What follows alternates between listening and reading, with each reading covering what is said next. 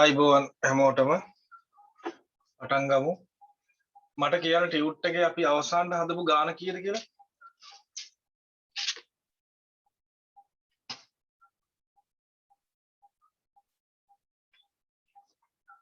Tute එකේ හදපු අවසාන ගාන? පස්වෙනි එක සර්. right. පෙළ ගන්න 6 වෙනි ගාන.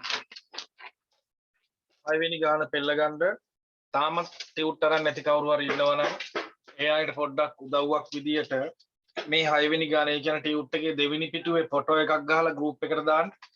නැති අය පොඩ්ඩක් බලාගෙන ගාන හදන්න.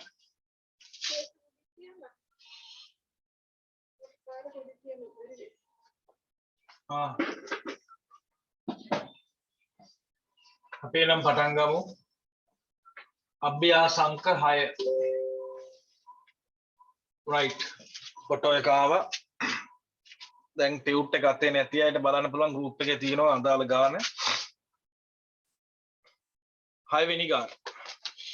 ගාන දිහා බලා ගන්න හැමෝම. ගුජුම්පියෝගේ ව්‍යාපාරයේ 2021 ජනවාරි මාසය තුල පහත ගනුදෙනු සිදු වී ඇත.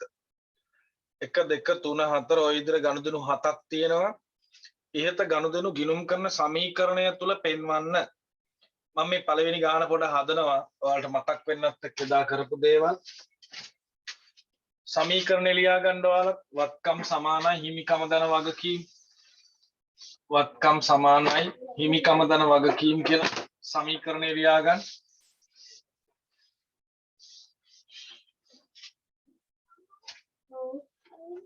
වත්කම් සමානයි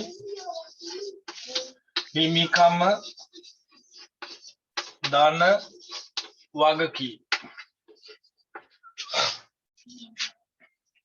6 වෙනි අභ්‍යාසය.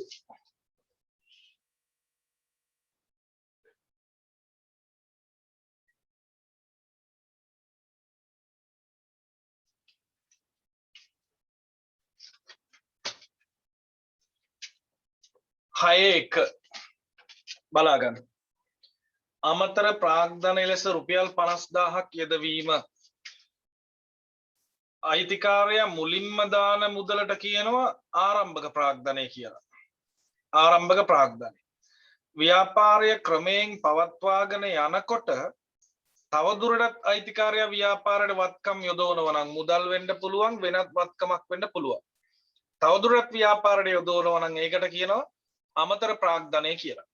එතකොට මේ ගානේ අයිතිකාරයා රුපියල් 50000ක් අමතර ප්‍රාග්ධනය විදිහට දානවා. මුදල් ලැබෙන්නේ ගාන හදන හැම වෙලෙම අපි ව්‍යාපාරය අපිට ලැබෙනවා මුදල්. මුදල් කියන්නේ වත්කම්. අපේ මුදල් කොට වැඩි වෙනවා. එහෙනම් මම වත්කම් වැඩි කරනවා රුපියල් 50000ක්. මේ වැඩි උනේ මුදල්. මේක දුන්නේ අයිතිකාරයා. අමතර ප්‍රාග්ධනයනේ.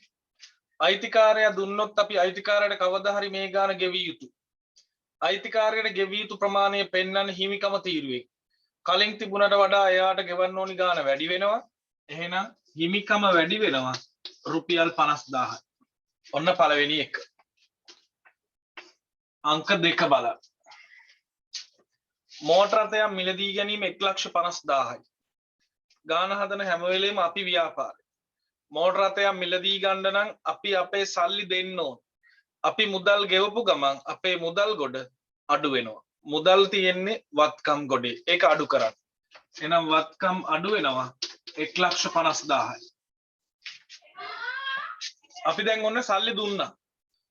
මුදල් දුන්නාට පස්සේ දැන් ගන්න මෝටර රථේ. දැන් අපිට මෝටර රථේ ලැබෙනවා. මෝටර රථේ ලැබිච්ච ගමන් මෝටර රථ ප්‍රමාණය මොකද වෙන්නේ? වැඩි වෙනවා. මෝටර රථ කියන්නේ කොයි ගොඩේද? මෝටර රථ කියන්නේ වත්කමක්. එහෙනම් වත්කම් ගොඩ නැවත වැඩි වෙනවා 1,50,000යි. සමාන ලකුණෙන් දෙපැත්ත සමානයි. මේ පැත්ත 150ට 150 කැපිලා යනවා. මේ පැත්ත බිඳුව. මුදල් කියන වත්කම අඩු වෙලා මෝටර රථ කියන වත්කම වැඩි වෙනවා. අපි යනවා අංක 3ට.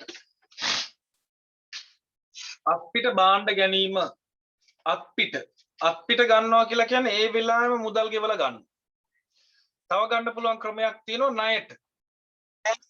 අත්පිට ගන්නවා කියන්නේ ඒ වෙලාවේ මුදල් ගෙවලා ගන්නවා. ණයට ගන්නවා කියන්නේ පස්සේ ගෙවන්න පොරොන්දු වෙලා ගන්න.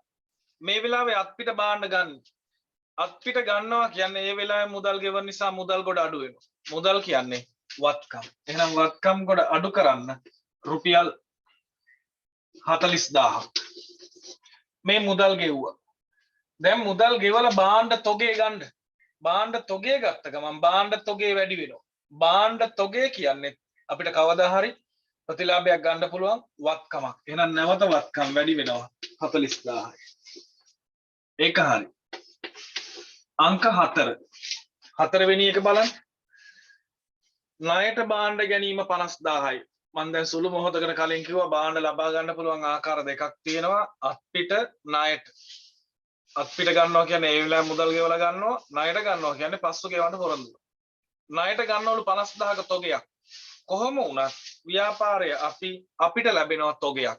අපිට භාණ්ඩ තොගයක් ලැබිච්ච ගමන් අපේ භාණ්ඩ තොග ගොඩ වැඩි වෙනවා.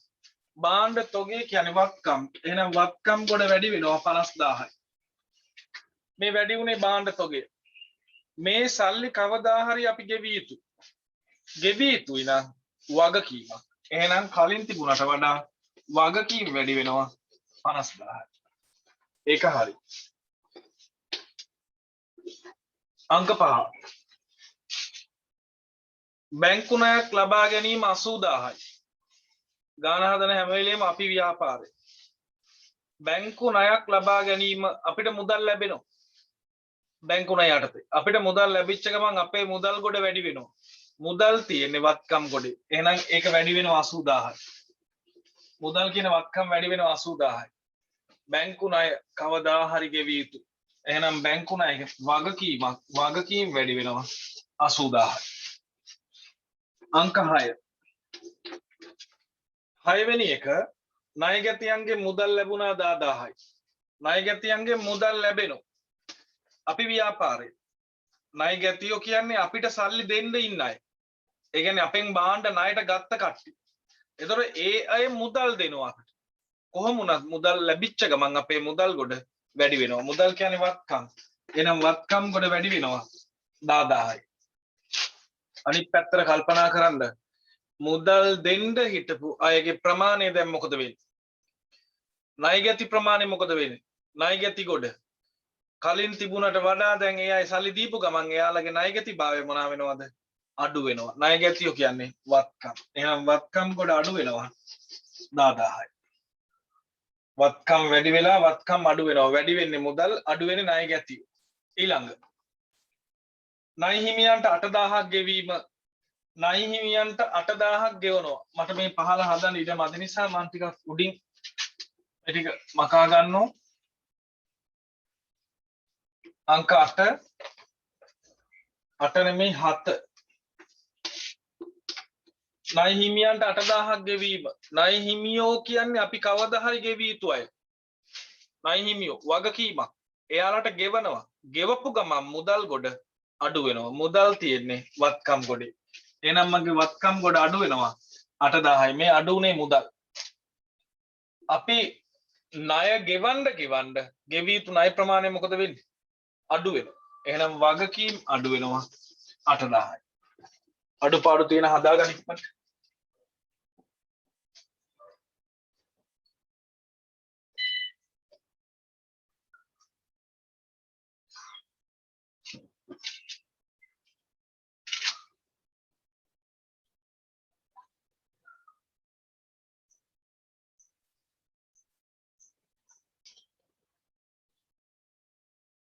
හරි. දැන්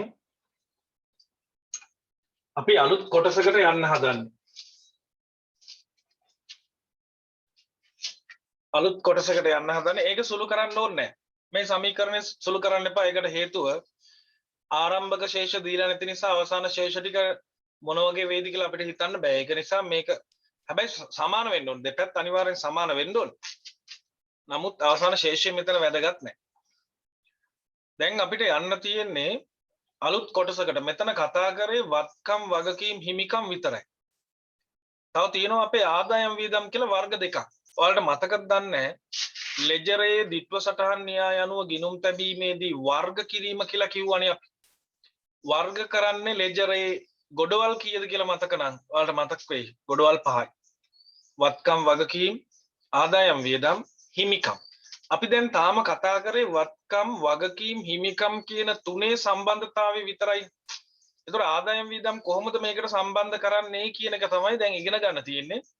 ඊට කලින් බලමු මම දැන් ටියුට් එකේ නැති මම මේ මොහොතේ නිර්මාණය කළ ගානක් දෙනවා. බලමු වැඩකාරයා කවුද කියලා. මම මේ ගනුදෙනු දෙන ප්‍රමාණය හරියට සමීකරණ දාගන්න පුළුවන්. උත්තරේ ඉවර වෙච්ච ගමන් පුළුවන් නම් උත්තරේ ෆොටෝ එකක් ගහලා ගෲප් එකට දාන්න. සමහරවිට ෆොටෝ එකක් ගහලා ගෲප් එකට දාගන්න පහසුකම නැති අයත් ඇති. කොහොම වුණත් ඉවරයි නම් ඉවරයි කියලා දාන්න මැසේජ් එකක් chat එකේ හරි ගෲප් එකේ හරි. පළවෙනියා මට බලා ගන්න ඕනි. පළවෙනි 5 දෙනාගේ හැබැයි පළවෙනියා වෙනවද කියන එක වැදගත් වෙන්නේ සම්පූර්ණ උත්තරේ හරිද නැද්ද කියන එක අනුව. ඒක නිසා බොහොම උවමනාවෙන් වේගෙන් ඉවසිල්ලෙන් හොඳ අවබෝධයෙන් යුතුව මේ ගාන හදන්න. හැමෝම ලෑස්තිද? ලියා ගන්න.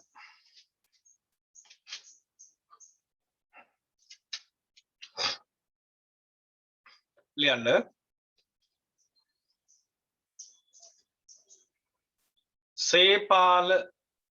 සේපාල තම ලොතරැයි ජයග්‍රහණයෙන්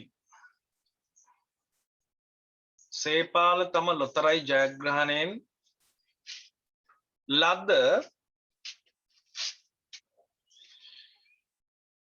රුපියල් මිලියන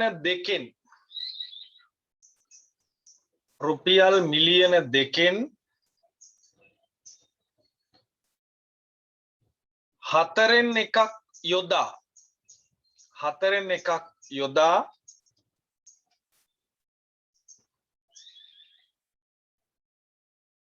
ව්‍යාපාරයක්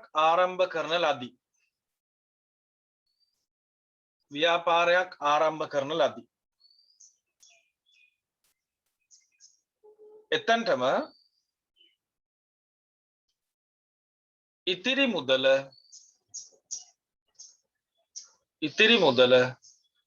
ස්ථාවර තැන්පතුවක් ලෙස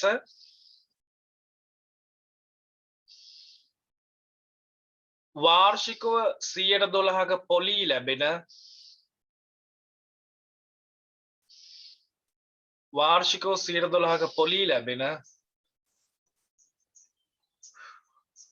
තැන්පතුවක යොදන ලදී.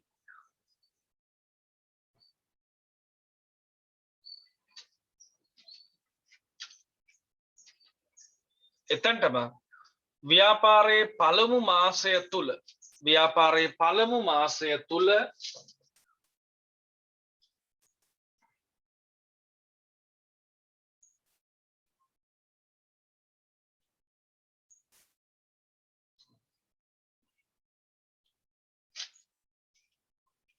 පහත ගනුදෙනු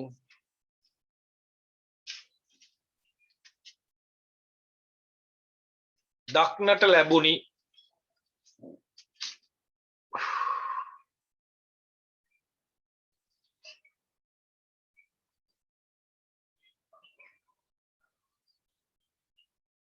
එක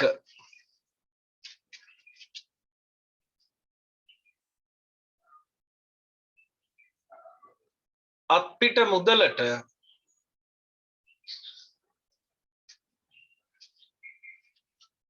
රුපියල් ලක්ෂ 2ක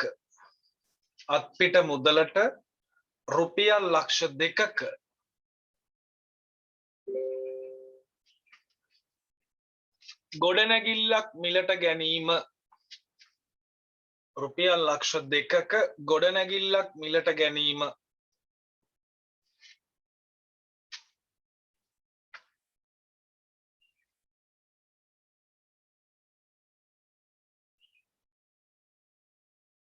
දෙක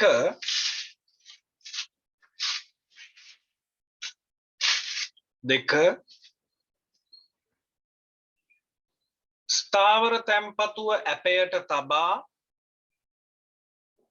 ස්ථාවර තැන්පතුව ඇපයට තබා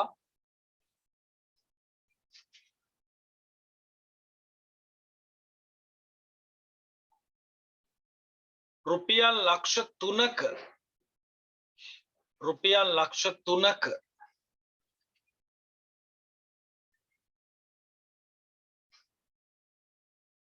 බැංකු ණයක් ලබාගෙන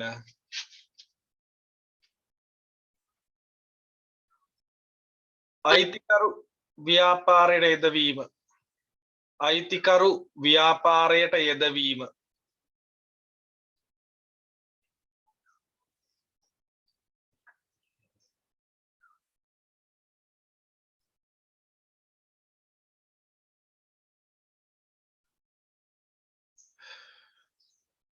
ඊළඟ රුපියල් 40000ක තොගයක්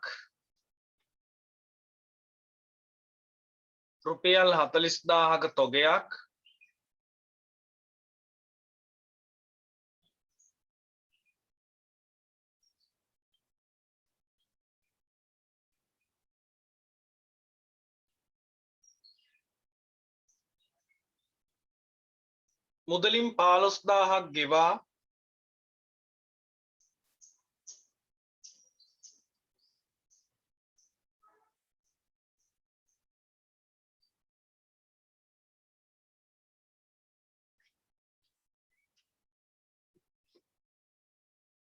ඉතිරිය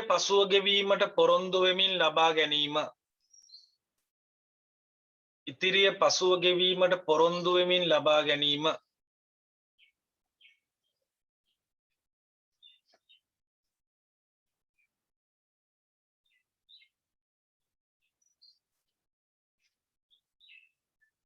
ඊළඟ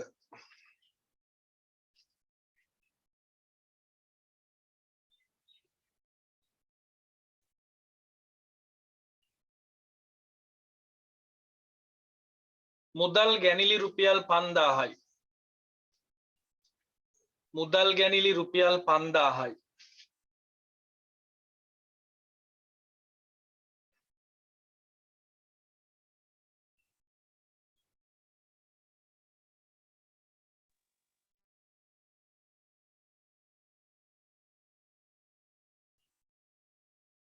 ඊළඟ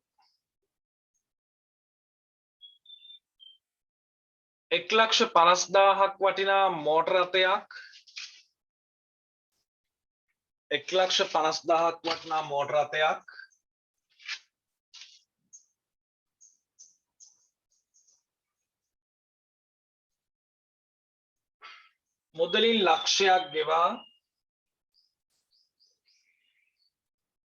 මුදලින් ලක්ෂයක් ගෙවා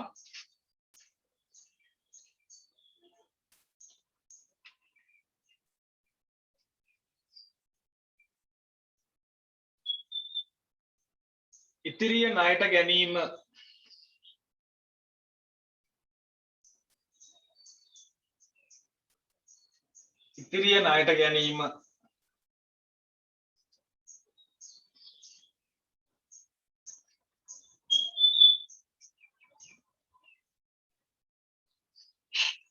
ඊළඟ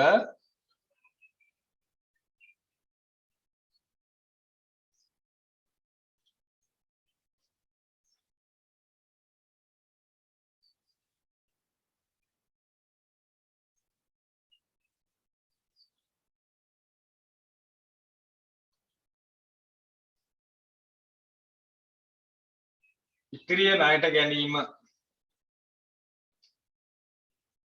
උවනි මේ 4න් 2ද කියලා ඇහුවේ අර මුලින්ම ව්‍යාපාරය පටන් ගන්නකොට දාපු සල්ලි ගැනද මේ අහන්නේ උඩම තියෙන කෑල්ලද ඔව් සර් 4න් 1ක් යොදා ව්‍යාපාරය ආරම්භ කිරීම කිව්වේ 4න් 1 හොඳ ඊළඟ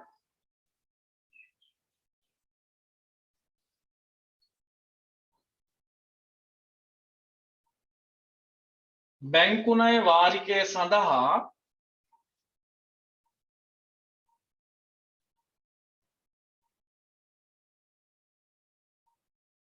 බැංකුණයි වාරිකයේ සඳහා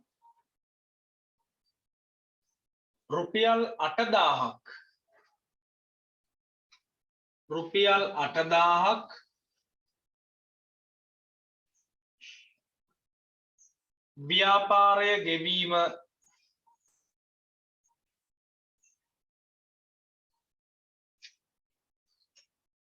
ව්‍යාපාරය ගෙවීම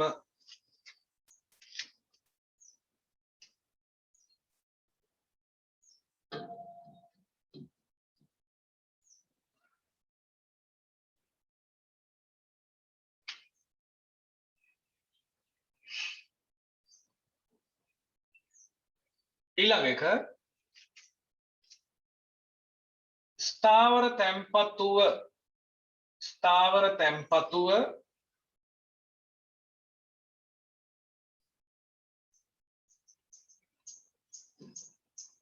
මත ලැබුණු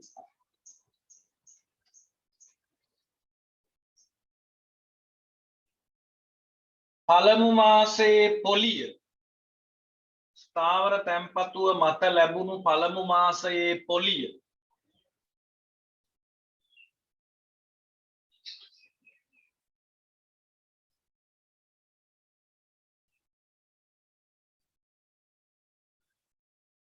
ව්‍යාපාරයට යෙදවීම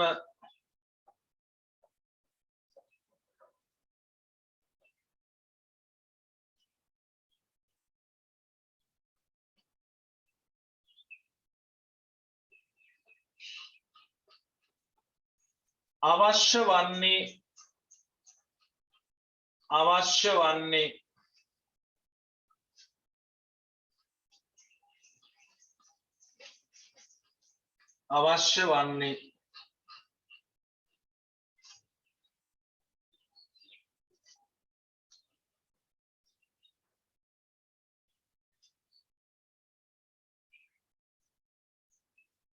ඉහත ගනුදෙනු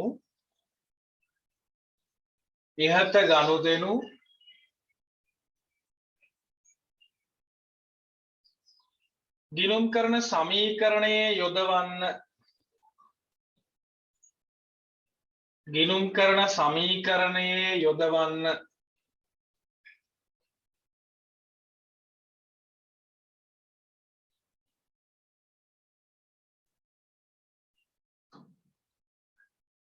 දෙක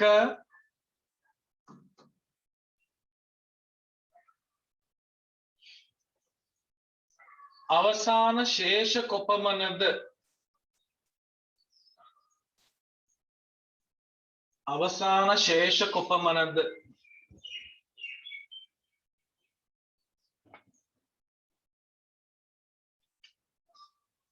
මම මේ ගානට විනාඩි 12ක් 15ක් විතර දෙන්නම් හොඳට කල්පනා කරලා උත්තර ගන්න මතු පිටින් පේනවට වඩා ගොඩක් දේවල් ලෝක ඇතුලේ තියෙනවා බලමු එක ළමයෙකුට හරි සම්පූර්ණ උත්තරේ හදාගන්න පුළුවන් වෙයිද කියලා උත්තරේ හදපු ගමන් පුළුවන් නම් ෆොටෝ එකක් ගහලා ගෲප් එකට දාන්න පළවෙනි එක කවුද කියලා බලා ගන්න සමහරට ෆොටෝ ගහලා දාන්න බැරි වුණත් කවන්නේ කාගේද බලමු උත්තර ටික හරියටම හරියන්නේ කවුරු හරි ගානේ ෆොටෝ එකක් ගෲප් එකට දාන්න ෆොටෝ එක මේ දැන් මේ අඩුපාඩු තියෙනවා නම් ලියා ගන්න බැරි වෙච්ච ඒවා තියෙනවා නම් ඉක්මනට බලා ගන්න එහෙනම් පටන් ගන්න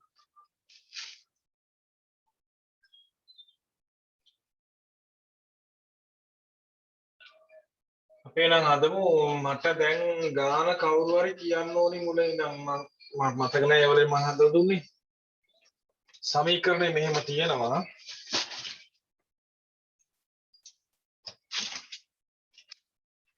බලමු එක ළමයෙක්ගේ හරි හරිද කියලා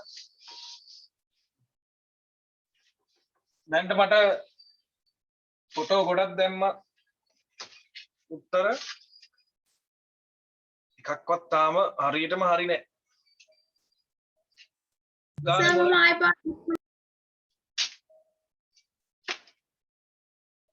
මුලින් ඉඳන් කියන්න කවුරු හරි ගාන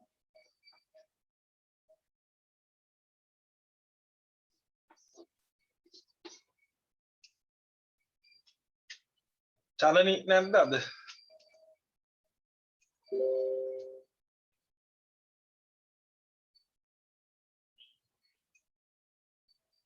අද ළමයි ගොඩක් අඩුයි. ඒකට හේතුව මේ කරන්ට් එක නැහැ ප්‍රදේශ කීපයකම.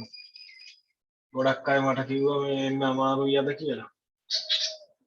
නමුත් පන්ති දාපේක වෙනස් කරන්නත් බෑනේ.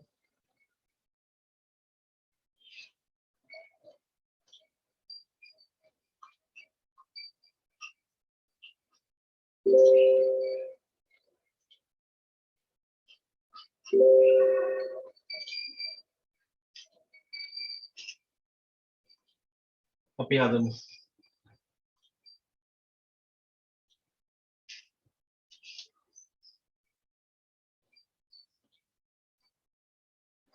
කවුරු හරි ගාන මුලින් ඉඳන් කියන්නේ.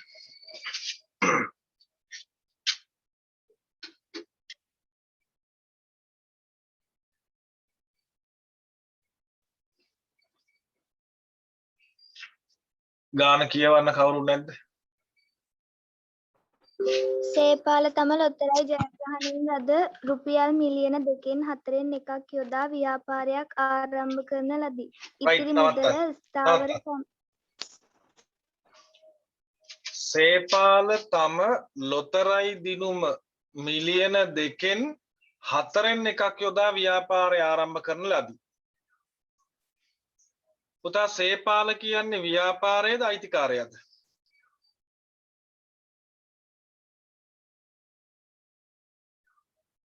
අයිතිකරු. අයිතිකාරයා. ඔයාලට මතකද සංකල්පයක් කියා දුන්නා අයිතිකරුයි ව්‍යාපාරය කියන්නේ දෙන්නෙක්.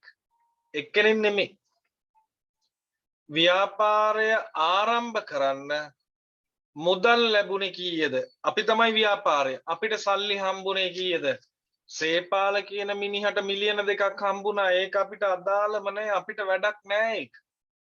සේපාල කියන්නේ අයිතිකාරයා. එයාට හම්බ වෙච්ච සල්ලි අපිට වැඩක් නැහැනේ. එයා අපිට දුන්න සල්ලිනේ වැදගත්. අපිනේ ව්‍යාපාරය. එහෙනම් මට කියන්න පළවෙනි ගනුදෙනුව විදියට එන්න ඕනි මිලියන 2 කියන්නේ ලක්ෂ 20ක්. ලක්ෂ 20ද ඒකෙන් 4න් එක කියන්නේ ලක්ෂ 5ද අපිට වැදගත් ගනුදෙනුව වෙන්නේ. කියන්නේ ලක්ෂ 20ද ලක්ෂ 5ද? ලක්ෂ 5යි. කිසිසේත් ලක්ෂ 20 මේ ගානට දාන්න බෑ. ඒක එයාගේ. ඒක අපිට අදාළ නැහැ. අපිනේ ව්‍යාපාරේ ගාන හදන හැම වෙලෙම අපි ව්‍යාපාරේ අපිට අදාළ ගනුදෙනු වෙන්නේ අර ලක්ෂ 5 විතරයි. එහෙනම් අංක 1 වත්කම් වැඩි වෙනවා ලක්ෂ 5ක් ව්‍යාපාරයට දාපු සල්ලි. ඒක අයිතිකාරය දැම්මේ. හිමිකම වැඩි වෙනවා ලක්ෂ 5ක්. මේක හරිනම් හරි දාගන්න. ඔන්න පළවෙනි ගනුදෙනුව.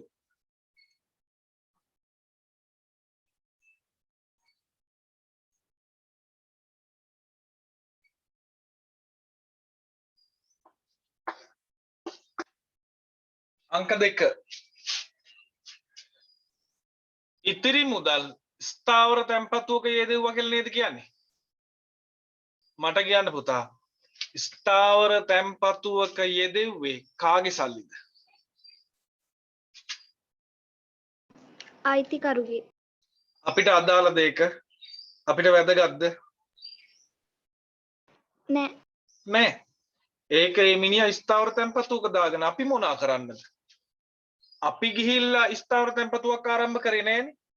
ඒ මිනිහාගේ ඉතිරි සල්ලි ටිකට කරගත්තද ඒ මිනිහා කරගත්තා. අපිට අදාළ නෑ. අපිට දීපු ලක්ෂ 5න් යම් ප්‍රමාණයක් ගිහිල්ලා ස්ථාවර තැන්පත් දැම්ම නම් අන්න ඒක තමයි අපිට අදාළ. එහෙනම් ස්ථාවර තැන්පතු කතාව අපිට අදාළ නෑ. නාතාෂා කියන්න අංක 1 ඊළඟට.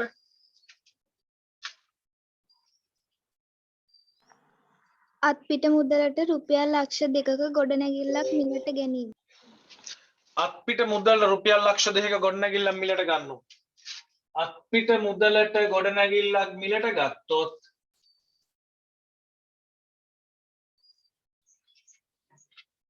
මුදල් අඩු වෙනවා. මුදල් අඩු වෙලා ගොඩනැගිලි ප්‍රමාණය මොකද වෙන්නේ? වැඩි වෙනවා. මේක අපේ ව්‍යාපාර සිද්ධියක්. ලක්ෂ 2යිද? ඔව් සර්. මෙන්න මුදල් අඩු කරා අපි ගෙව්වා. ඒ වෙලාවෙම ගොඩනැගිල්ලක් අපිට ලැබෙනවා. ගොඩනැගිලි වැඩි වෙනවා. ගොඩනැගිලි කියන්නේ වත්කම්. එහෙනම් ලක්ෂ 2ක් වැඩි වෙනවා ගොඩනැගිලි. ඔන්න දෙවෙනි ගනුදෙනුව. තුන්වෙනි කියන පුතා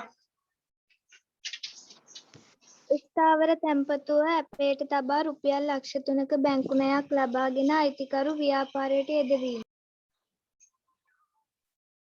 right ස්ථාවර තැන්පතුව අපේට තියලා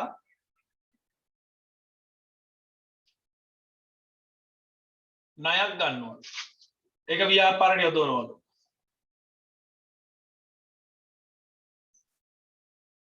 බලමු කාගෙන් හරි අහලා මේකේ උත්තරේ කොහොමද ලිව්වේ කියලා. හිරුනි කියන්න උත්තරේ කොහොමද තියෙන්නේ ඔයාගේ?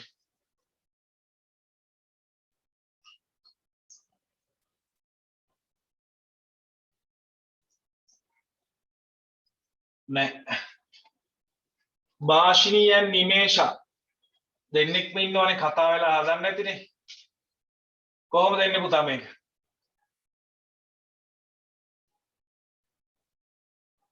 කියන්න බය නැතුව.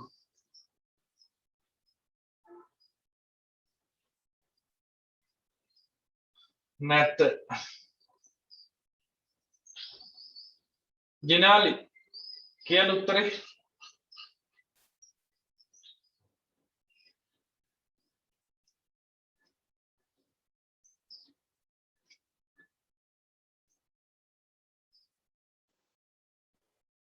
මේ වත්කම් වලට ලක්ෂ 3යි. ඔව්. වත්කම් වගකීම ලක්ෂ 3යි දැම්මේ. right වත්කම් වැඩි වෙනවා ලක්ෂ 3යි වගකීම් වැඩි වෙනවා ලක්ෂ 3යි. හොඳයි මයික් එක ඔෆ් කරගන්න පුතා. මීට වෙනස් වෙච්ච උත්තරයක් කාගේ හරි තියෙනවා නම් මයික් එක ඔන් කරලා කියන්න. ඒ උත්තරේ නැතුව වෙන උත්තරයක් තියෙනවා නම්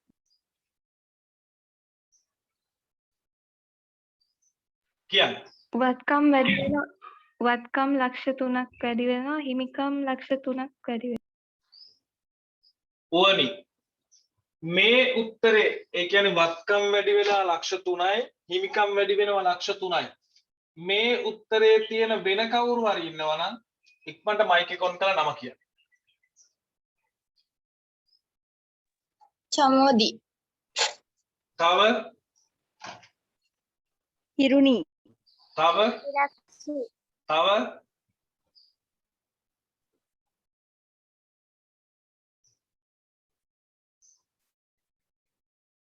right මම පැහැදිලි කරන්නම් අහගන්න.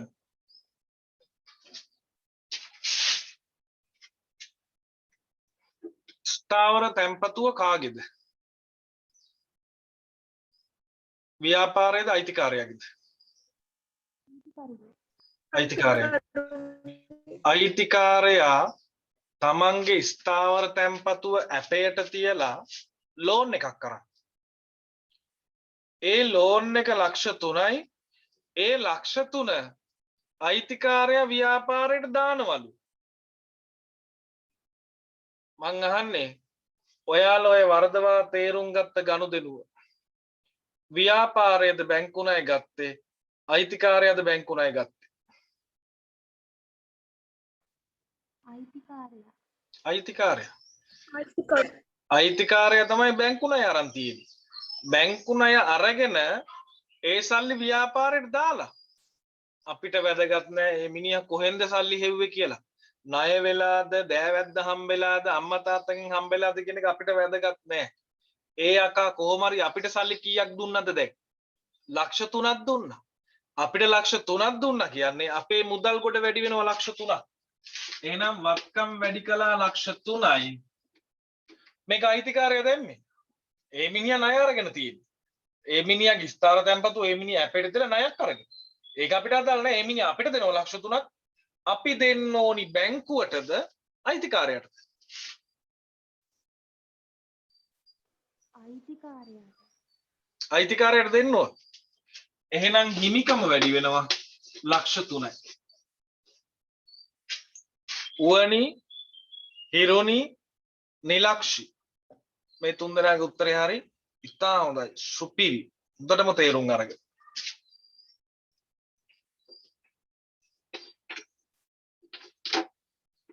අංක 4. තව සමහර නම් කියපු නැති අය ඉන්නත් පුළුවන්. ඊළඟ ගනුදෙනුව කියන්න පුතා.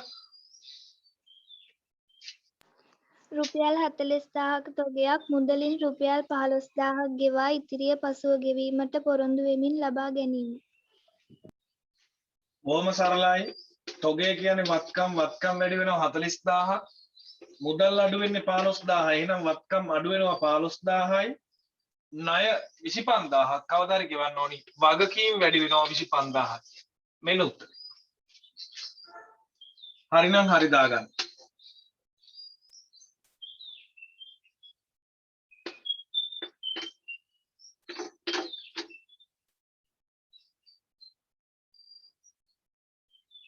අංක 5 කියන්න පුතා. මුදල් ගැනිලි රුපියල් 5000යි.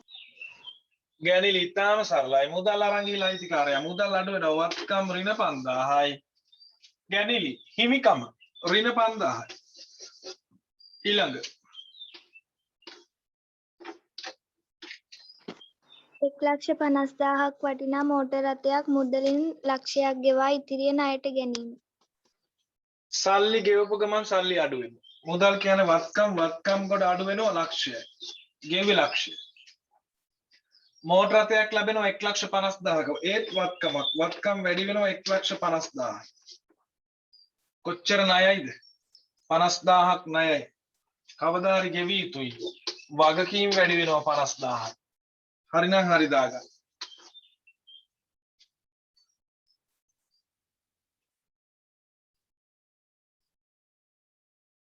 ඊළඟ බැංකු ණය වාරිකය සඳහා රුපියල් 8,000ක් ව්‍යාපාරයේ ගෙවීම. බැංකු ණය වාරිකය සඳහා රුපියල් 8,000ක් ව්‍යාපාරයේ ගෙවීම.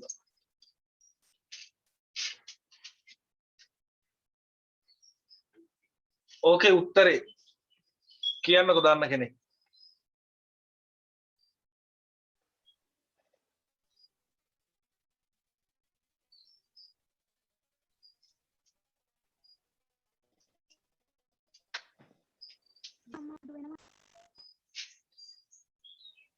මුදල් වත්කම් අඩු 7,000. වත්කම් අඩු වෙලා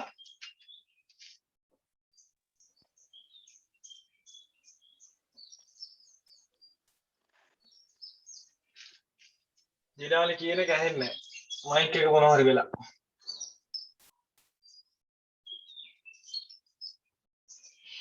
වත්කම් වලින් 8,000ක් අඩු වෙලා හිමිකම් වලින් 8,000ක් අඩු වෙනවා.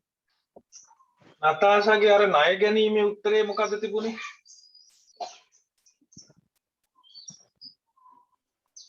වත්කම් ලක්ෂ 3ක් වැඩි වෙලා වගකීම් ලක්ෂ 3ක් වැඩි වෙලා. රයිට්. ඔයා දැන් මං එතනදී උත්තරේ පැහැදිලි කරාට පස්සේ නේද මේක තේරුම් ගත්තේ? ඔව් සර්. රයිට්. ඕනි හිරුනි නිලක්ෂි. ඔයාලා තුන්දෙනාගේ උත්තර මෙහෙම තියෙනවද බලන්න. ඔයාලා ගත්ත තර්කය අනුව මට දැන් මෙතන මකන්න දෙනවා මේ ටික. වත්කම් ඍණ 8,000යි.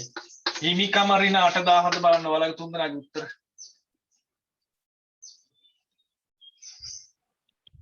ඔව් හිරුනි තියෙනවද මේක?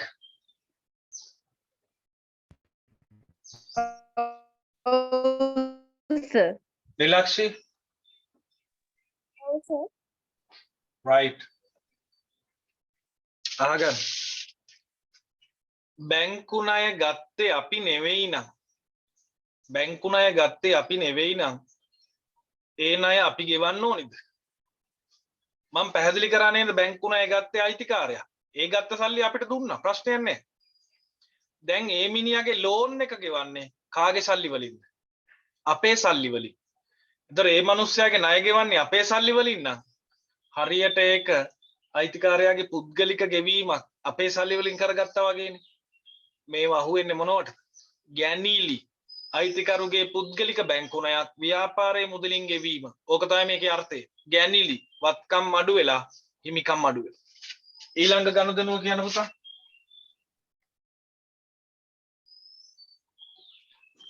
ස්ථාවර තැන්පතුව මත ලැබුණු පළමු මාසයේ පොලිය ව්‍යාපාරයට යෙදවීම. මම මේ ටිකත් මකනවා. ස්ථාවර තැන්පතුව මත ලැබුණු පොලිය ඔයාලා දන්නවා දැන් ලක්ෂ 15ක ස්ථාවර තැන්පතුවක් තියෙනවා. මං ගානේ දුන්නේ 112යි වාර්ෂික පොලිය. හැබැයි පළමු මාසේ පොලිය. එහෙනම් පළවෙනි මාසේ බලන්න නම් 12න් බෙදන්න ඕන. වාර්ෂික කියන්නේ අවුරුද්දකට. එහෙනම් ලක්ෂ 15කට 112යි අවුරුද්දටම. නමුත් මං 12න් එකෙන් වැඩි කරනවා. එක මාසයකට කීයද බලන්න. 12ට 12 කැපිලා යනවා. බිංදු දෙකට බිංදු දෙක ඇදලා ඇරියා මට එනවා මාසික පොලිය රුපියල් 15000. ඔන්න මාසේ පොලිය. මේක තමයි මාසෙට අදාළ පොලිය. මේ පොලිය ව්‍යාපාරයට දානවා. නතාෂ උත්තරේ කියන්නේ දැන්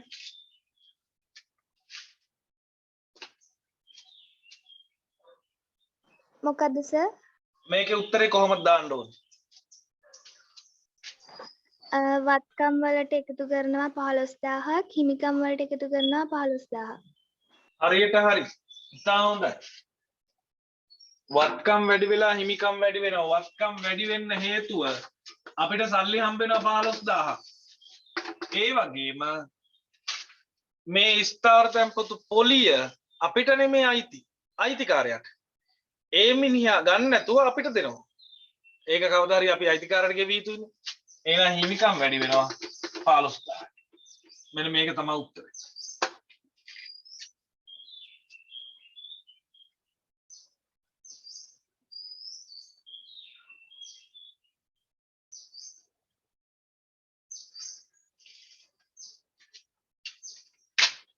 ඉවරයි. සුළු කිරීම කොහොම වුණත්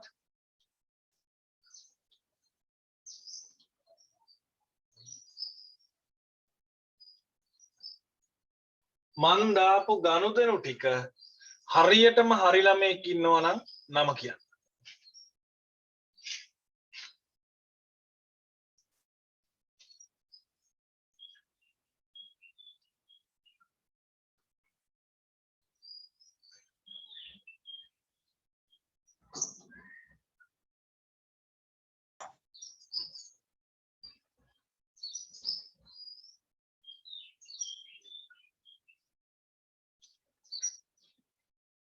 නැත.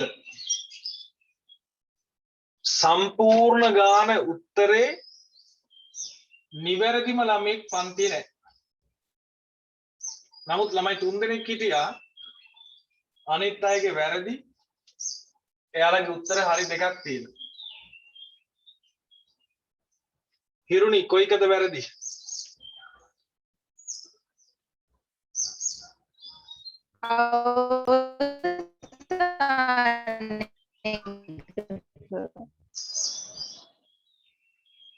අවසානයක වැරදි. ඊළඟට ඕනිකේ කොයිකද වැරදි?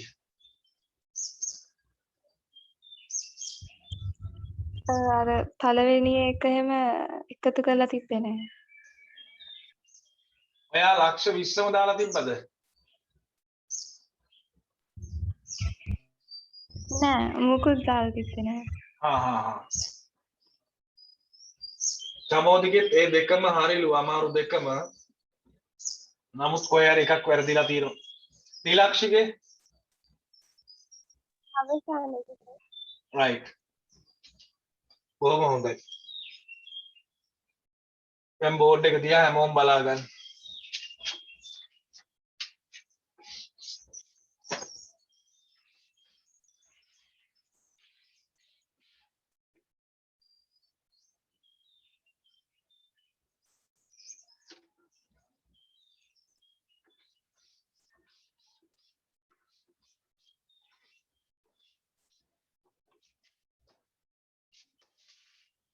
ආගන්න.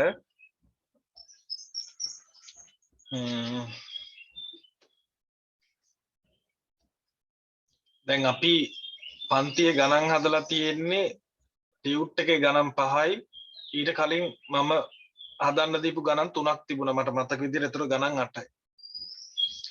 ඔය ගණන් 8ක් දීලා ඔයාලා යන්තමින් මේ ගැට ගහගත්ත විතරනේ. පොඩ්ඩ තේරුම් ගත්ත විතරයි. නමුත් මේ මම දැන් දීපු ගාන 100%ක්ම සම්පූර්ණයෙන් හරියන්න එකම ළමෙක්ක දිස්ත්‍රික්කය ඇතුලේ හිටියේ නැහැ. දැන් දිස්ත්‍රික්කෙම ළමයි මේක ඉන්නෝනේ. එතකොට ප්‍රතිඵල දාන්න කලින් උවමනාව තියෙන ළමයි ටිකනේ මේ ඉන්නේ පන්තියේ. දැන් අද ළමයි ටිකක් අඩුයි. ඒකට හේතුව කරන්ට් එක නැති නිසානේ. එතකොට එහෙම තියෙද්දී ඔයාලා නම් මේ හොඳම සෙට් එක දිස්ත්‍රික්කේ මම උගන්නපු සංකල්ප හැර කිසිම සංකල්පයක් මෙතන දාලා තිබුණේ නැහැ. මං උගන්නපු දෙයක් තිබුණාද? මම පැහැදිලිව පටන් ගන්නකොට කිව්වා අයිතිකාරයයි ව්‍යාපාරයයි කියන්නේ දෙන්නේ. ඒ දෙන්න එක්කෙනෙක් විදිහට සලකන්න එපා. අයිතිකාරයට වෙනම තීරුවක් දෙනවා. ඒ තීරුව අපි වෙනම තියා ගන්න ඕනේ. තේරුණාද? එහෙනම් ඔය සංකල්පය ඔළුවේ තියාගෙන සාමාන්‍ය ආකාරයට හැමදාම එකම විදියේ ගණන් ටික හදලා ටිකක් පටලවලා දීපු ගමන් ඇඹරෙනවනේ. බෑනේ. වැරදුනානේ, බැරි වුණානේ. කෝ එතකොට අර හයිය, කෝ එතකොට අර චණ්ඩිකම, කෝ අර පුළුවන් කියන ගතිය. එහෙනම් තව අමාරු ඒවා තියෙනව නේද? තව ගොඩක් අමාරු ඒවා තියෙනවා. පටන් ගත්තා විතරයි. මං ওই ගාන දුන්නේ ඔයාලා වටන්නමයි. වැටෙන්නම තමයි මං ওই ගාන දුන්නේ. මිනිස්සු නිදහසේ දුවනකොට ඒ මිනිස්සු හිතනවා අපි දිනු.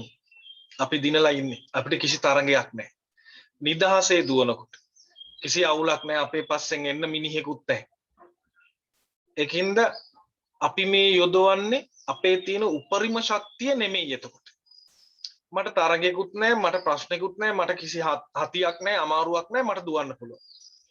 මං දුවනවා සාමාන්‍ය විදියට. කවුරු හරි පස්සෙන් එළවනවා නම් ඔන්න ළඟ ළඟ එනවා පේනකොට ටිකක් වැඩිපුර දුවන. මම මේ ළඟ ළඟ එන එකක් නෙමේ පෙන්නුවේ, මං ඔයාලා වැට්ටුවා. ඔයාලා සැහැල්ලුවෙන් දුවන ගමන් ඉද්දි මං ඔයාලා වැට්ටුවා. මං හිතලා වැට්ටුවා. මිනිස්සු හිතලා වට්ටනවනේ. උවමනාව තියෙන එක, බොක්කෙන් වැඩ කරන එක, රෑන්ක් එක ගන්න ඕනේ එකාට මේක රිදෙනවා. මම දන්නවා මෙතන ඉන්න මොන්රාගල පළවෙනිය වෙනවමයි කියලා හිතන් ඉන්න අය. මම මේ වට්ටපු නිසා දැන් රිදෙනවා ඇති. රිදෙන්න තමයි වැට්ටුවේ. අපි මේ කරනවා ප්‍රමාණවත්. අපි මේ උපරිමේද කරන්නේ නැහැ. විභාගේ අපි හිතනට වඩා සංකීර්ණයි.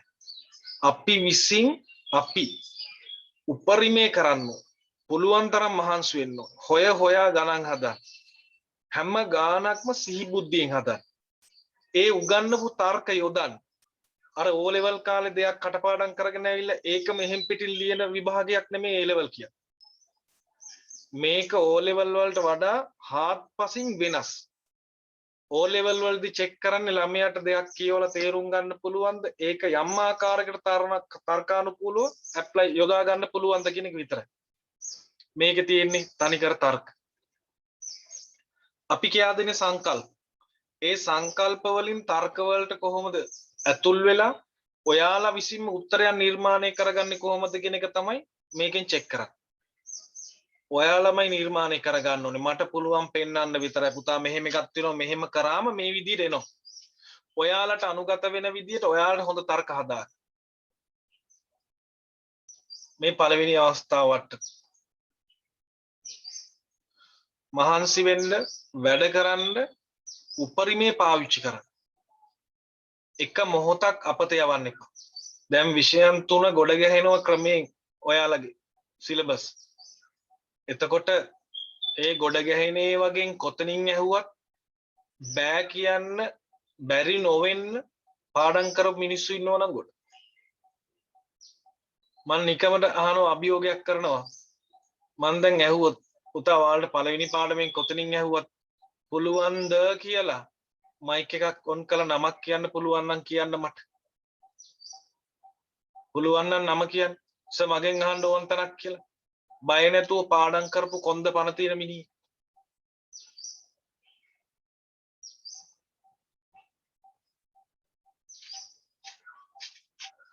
පුළුවන් කවුරු හරි ඉන්නවද? බය වෙන්න එපා.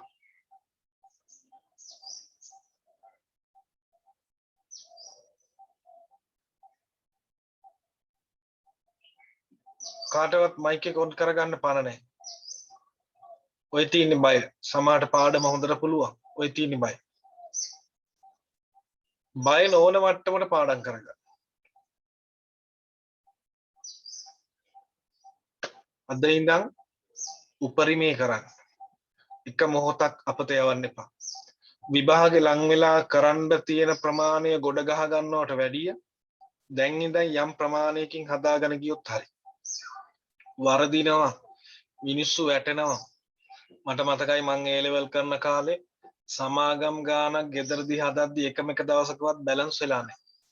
මං A level විභාගයට ලියපු සමාගම් ගාන බැලන්ස් උනේත් නැහැ. ඒක මහා අරුමයක් නෙමෙයි මට.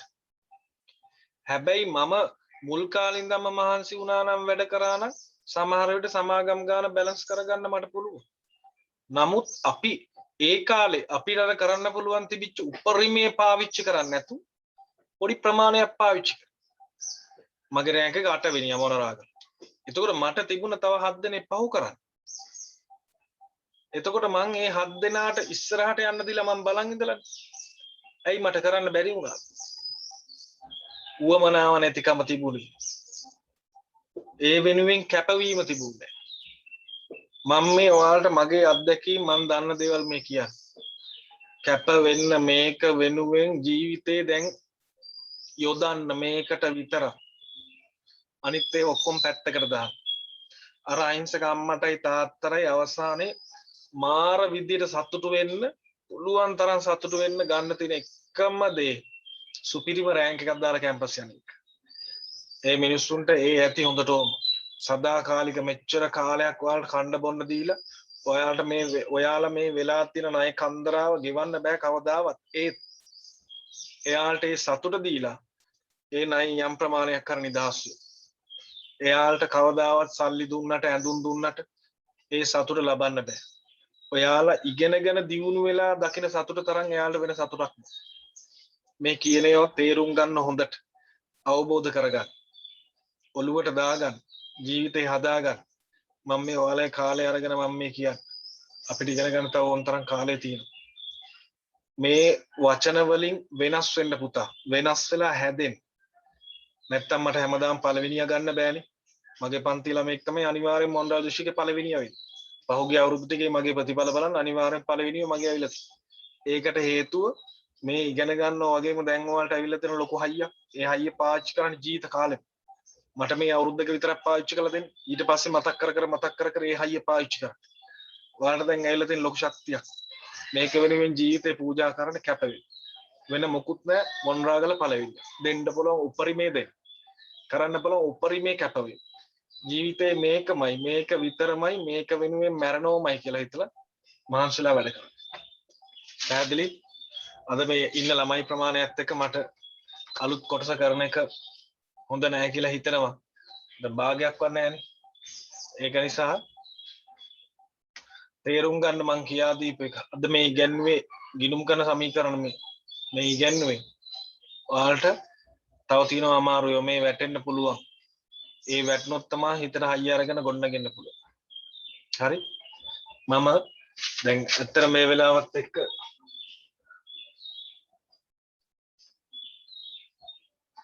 තව පැය භාගයක් තියෙන්නේ. ඇත්තට මේ ඊළඟ කොටස ඉගෙනුවොත් එහෙම අද නැති ළමයින්ට අල්ලගන්න වෙන්නේ. ඇත්තටම ළමයි භාගයක් නැහැ. කමක් නැද්ද? ඊළඟ දවසේ කරමුද? ඔයාලා මොකද කියන්නේ? මට නෙමෙයි බයිරෝනේ එයාලට. හොඳේ මට ආපහු මේ ටිකම කරන්න බෑ. මොකද මේ YouTube එකේ දැම්මත් අර සජීවී උගන්වනවා වගේ නැති නිසා උවමනාවක් නැතුව ඉඳි. කමක් නැද්ද?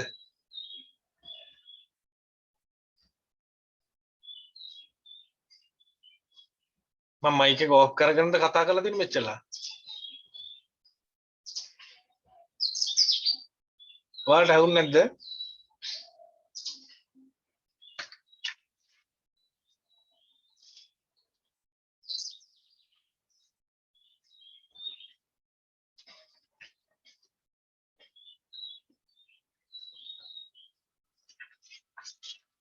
අපි එහෙනම් ඊළඟ දවසේ හම්බෙමු. ඊළඟ දවස සිකුරාදා 2:00ට තියෙනවා. ඔයාලගේ යාළුවෝ හැමෝටම කියන්නේ එදාට එකතු වෙන්න කියලා. මේ විදිහට මොනා හරි කරලා හිටියේ නැතුනොත් එහෙම අමාරුයිනේ මේ උගන්නන දේවල් ආපහු අල්ලගන්න. එහෙනම් ඔයාලා හැමෝටම කීප එක හැමදාම මතක තියාගන්න. ඒ වෙනුවෙන් කැප වෙන්න ජීවිතේ මේක කරගන්න. මගේ ළඟ හිටියොත් මං ගාව හිටියොත් මං ඒ එතනට යවන්න මං හැමදාම මේ කතාව කියනවා. මහන්සි වැඩ කරන්න. මේක වෙන්න. එහෙනම් ඔයාලා හැමෝටම ආයිබෝන්.